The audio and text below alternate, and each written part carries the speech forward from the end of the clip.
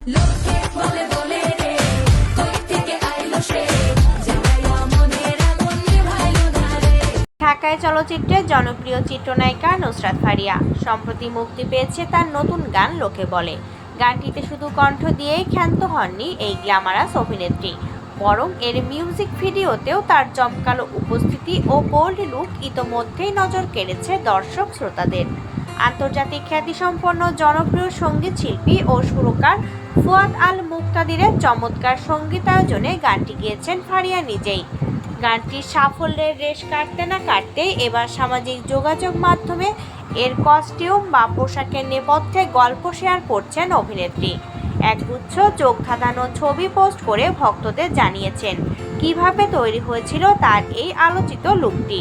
Facebook ও ইনস্টাগ্রামে ছবিগুলো share করে নুসরাত ফারিয়া ক্যাপশনে লিখেছেন, প্রথম লুক, প্রথম ঝলক। ৫-৬ বছর ধরে স্টোরেজে থাকা একটি ফ্লোরাল প্রিন্টেড স্কার্ট, সাফিয়া সাথীর স্টোরে হঠাৎ চোখে পড়া ফ্রিজ ডিটেইলস।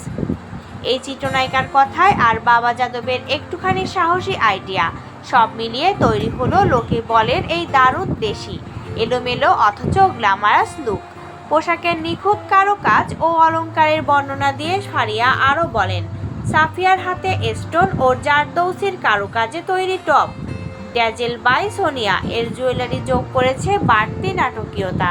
পুরনো আর নতুনের মিশেলে জন্ম নিয়েছে এক অনন্য ম্যাজিক।